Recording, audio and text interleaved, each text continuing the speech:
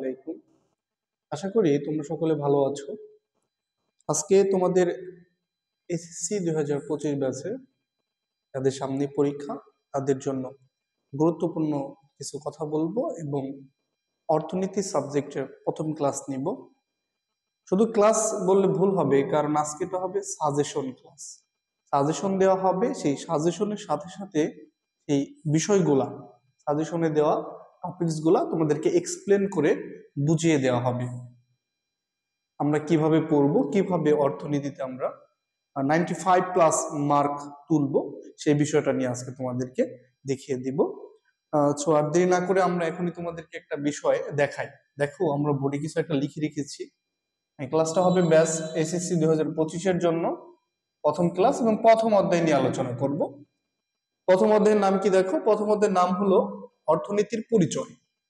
অর্থনীতির পরিচয় এই অধ্যায়টা আমাদের জন্য মোটামুটি গুরুত্বপূর্ণ। কেননা আমরা তো শুধু সৃজনশীলে আমরা যদি 7টার অ্যান্সার করি, সেখানে আমাদের 65+ মার্ক তুলতে হবে। সাথে সাথে আমাদের 30টা এমসিকিউ রয়েছে। এমসিকিউর জন্য এই অধ্যায়টা খুবই গুরুত্বপূর্ণ এবং এখান থেকে একটা সৃজনশীল আসবে।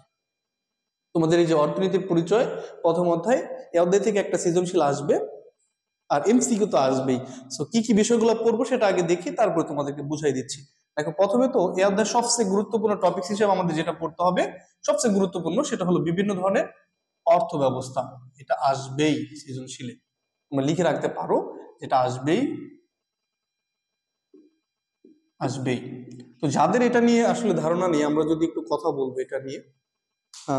এক এক দেশের এক এক ধরনের অর্থ ব্যবস্থা বিদ্যমান, এক এক দেশের এক এক ধরনের অর্থ ব্যবস্থা বিদ্যমান। তেমনি ভাবে এই অর্থ ব্যবস্থাকে বিভিন্ন দেশের বিবেচনায় বিভিন্ন ধরনের অর্থ ব্যবস্থা। তো অর্থ ব্যবস্থাকে 4 ভাগে ভাগ করা হয়েছে। অর্থ ব্যবস্থাকে কয় ভাগে ভাগ করা হয়েছে? 4 ভাগে। আমি যদি একটু লিখি, অর্থ ব্যবস্থাকে একে তো ধনতান্ত্রিক অর্থ ব্যবস্থা, ধনতান্ত্রিক অর্থ ব্যবস্থা। 2 নম্বর সমাজতান্ত্রিক অর্থ ব্যবস্থা, সমাজতান্ত্রিক অর্থ ব্যবস্থা। 3 নম্বর মিশ্র অর্থ ব্যবস্থা,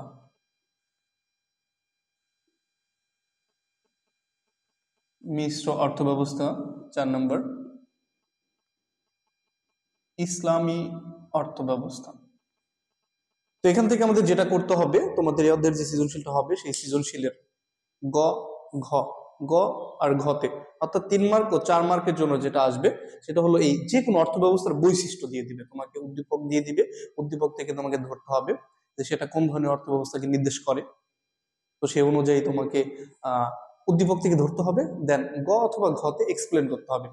দেখো, এর জন্য তোমাদের যে বিষয়টা করতে হবে, এই অর্থ ব্যবস্থাগুলো বিশেষ করে ধনতান্ত্রিক, সমাজতান্ত্রিক ও মিশ্র অর্থ ব্যবস্থার বৈশিষ্ট্যগুলো মুখস্থ করে নিতে হবে। বৈশিষ্ট্যগুলা মুখস্থ করতে হবে।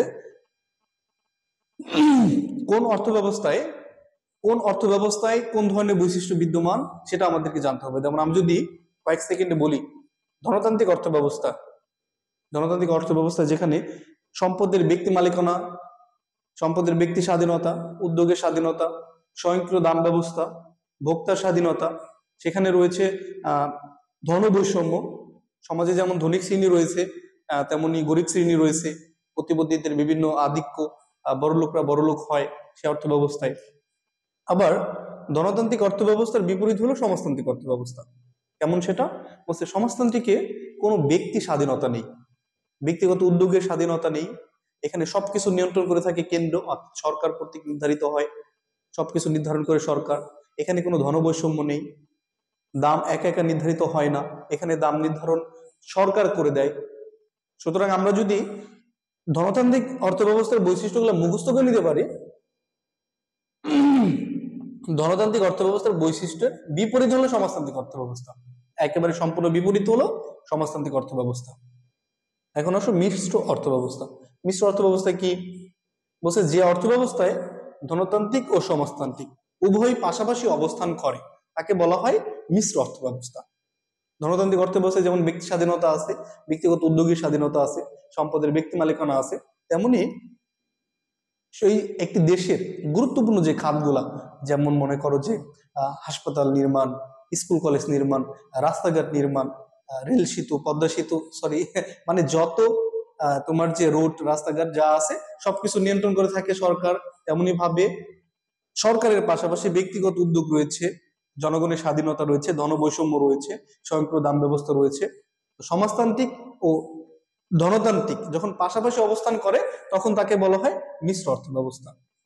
4 নম্বর, ইসলামী অর্থ ব্যবস্থা বলছে যে দেশের অর্থনৈতিক যাবতীয় কার্যাবলী বা অর্থ ব্যবস্থাটা কোরআন হাদিস দ্বারা পরিচালিত হয়।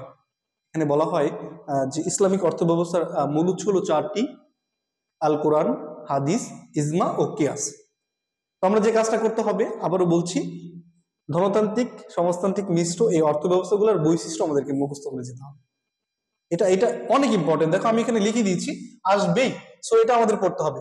এর সাথে সাথে তোমাকে ক খ র উত্তর করার জন্য আবার তোমাকে এমসিকিউর উত্তর করার জন্য আরো বেশ কিছু টপিক তোমাকে জানতে হবে। সেগুলো যদি আমি আরেকটু বলি, দেখো তোমাকে এর সাথে সাথে যে বিষয়গুলো পড়তে হবে, অর্থনীতির 10টি নীতি রয়েছে। এই অর্থনীতির 10টি নীতি আমরা মুখস্থ করব। সবচেয়ে ইম্পর্টেন্ট কোনটা বলো তো? আবার বলছি, সবচেয়ে ইম্পর্টেন্ট হলো বিভিন্ন ধরনের অর্থ ব্যবস্থা, সেগুলোর বৈশিষ্ট্য মুখস্থ করব। দেন আমরা অর্থনীতির যে 10টা নীতি আছে সেটা পড়বো। খ নম্বরের জন্য ইম্পর্টেন্ট, খ নম্বরের জন্য যেমন ব্যষ্টিক ও সামষ্টিক অর্থনীতির পার্থক্য। শুধু এটা খ নম্বরের জন্য ইম্পর্টেন্ট তাই নয়, ব্যষ্টিক ও সামষ্টিক অর্থনীতি এটা কত আসতে পারে, কত আসতে পারে, ব্যষ্টিক অর্থনীতি কাকে বলে, সামষ্টিক অর্থনীতি কাকে বলে সেটা পড়তে হবে। আমি যদি একটু বলি, যে অর্থনীতির যে শাখায় অর্থনীতির ক্ষুদ্র ক্ষুদ্র বিষয় নিয়ে আলোচনা করে তাকে ব্যষ্টিক অর্থনীতি বলে। অপরদিকে অর্থনীতির যে শাখায় অর্থনীতির সমগ্রভাবে সমষ্টিগতভাবে আলোচনা করা হয় তাকে বলা হয় সামষ্টিক অর্থনীতি। যদি দেখি আমার নিজের ব্যক্তিগত কোনো কিছু নিয়ে যদি আলোচনা করা হয়, বা কোনো একটি দ্রব্য নিয়ে যদি আলোচনা করা হয়, সেটা হলো ব্যষ্টিক অর্থনীতি। আর কোনো একটি দেশের সমগ্র একটি দেশের অর্থ ব্যবস্থা নিয়ে যদি আলোচনা করা হয় তাকে বলা হবে হলো সামষ্টিক অর্থনীতি। কিন্তু এখান থেকে যেটা করতে হবে, আহ ব্যষ্টিক ও সামষ্টিক অর্থনীতির পার্থক্যটা খ নম্বরের জন্য পড়তে হবে। পড়লে যদি কতে আসে তুমি কতে উত্তর করতে পারবা। তো এটা গেলে ইম্পর্টেন্ট টপিকস। এর বাইরে তোমাকে আরো কিছু জিনিস জানতে হবে। সেটা হলো এমসিকিউর জন্য দরকার, অর্থনীতি শব্দটি কোন শব্দ থেকে এসেছে, তারপরে এটার অর্থ কি। তোমাকে আরো এর সাথে সাথে যে বিষয়টা পড়তে হবে, যে অর্থনীতির 2টি মৌলিক সমস্যা রয়েছে, এটা হলো দুষ্প্রাপ্যতা, আর একটা হলো অসীম অভাব। দুষ্প্রাপ্যতা বলছে সম্পদের স্বল্পতাকেই দুষ্প্রাপ্যতা বলে, সম্পদের স্বল্পতাকেই কি বলা হয়, দুষ্প্রাপ্যতা বলা হয়। আর অসীম অভাব বলছে মানুষের তো অভাবের কোনো শেষ নেই। আচ্ছা, আবারও বলছি কি কি পড়বো আমরা, এই বিষয়গুলো পড়বো। এর সাথে সাথে তোমাকে এমসিকিউর জন্য যেটা পড়তে হবে, যে অর্থনীতি, অর্থনীতি শব্দটি যেটা এ থেকে এসেছে ইকোনমিক্স, অর্থনীতির ইংরেজি কি, ইকোনমিক্স, যেটা গ্রিক শব্দ ওইকোনমিয়া থেকে এসেছে, গ্রিক শব্দ ওইকোনমিয়া থেকে এসেছে, এটা আমাদের পড়তে হবে। দেন তুমি অর্থনীতির সংজ্ঞাটা পড়বা, বিশেষ করে এল রবিন্স, এর সংজ্ঞাটা আমরা একটু পড়ে যাব। অ্যাডাম স্মিথ অর্থনীতির জনক, এটা আমরা জানি। অর্থনীতির জনক বলা হয় কাকে বলো তো? অর্থনীতির জনক বলা হয় অ্যাডাম স্মিথকে। অ্যাডাম স্মিথ হলো অর্থনীতির জনক। তুমি আর যেটা করতে পারো, মার্শালের অর্থনৈতিক সংজ্ঞাটা পড়ে যেতে পারো, আর যেটা পড়ে যেতে পারো এল রবিন্সের অর্থনৈতিক সংজ্ঞাটা। সো আমরা যে কথা মানে কাজটা করব অর্থনীতির জন্য, একেবারে তুমি 95+ মার্ক এখান থেকে পেয়ে যাবে আমার কথাগুলো যদি শোনো। প্রথম কথা হলো তোমাকে পড়তে হবে এমসিকিউর জন্য এই অধ্যায়টা অনেক অনেক গুরুত্ব সহিত। দেন সৃজনশীলও আসবে একটা, সৃজনশীল কি আসবে সেটা বলে দিলাম, এই জিনিসগুলো পড়বা। আর আমাদের সাথে থাকার জন্য ধন্যবাদ। আমাদের নিয়মিত ক্লাসগুলো দেখবা। আমি একেবারে আমাদের বিশেষ করে দ্বিতীয়, তৃতীয়, চতুর্থ অধ্যায় যা সব একেবারে বেশি ইম্পর্টেন্ট, মোস্ট ইম্পর্টেন্ট এই অধ্যায়গুলা আমাদেরকে এক্সপ্লেন করে দিব, ধরে ধরে এক্সপ্লেন করে দিব। তো পরবর্তী ক্লাসগুলো করবা, আর নিয়মিত ক্লাস করবা, আর আমাদের সাথে থাকবা, রুবেলস কেয়ারের সাথে থাকবা। ইন্টারমিডিয়েটের সব ক্লাসগুলো এখানে দেওয়া হয়।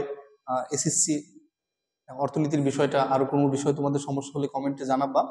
আর যেটা বললাম ইন্টারমিডিয়েটের আইসিটি অর্থনীতি একেবারে পানি পানি করে দেওয়া হচ্ছে। হ্যাঁ, এই রুবেলস কেয়ারের ইউটিউব চ্যানেল, এখানে থাকবা, রুবেলস কেয়ারের পেজ আছে এবং আমাদের হোয়াটসঅ্যাপ নাম্বার দিয়ে দেওয়া হবে।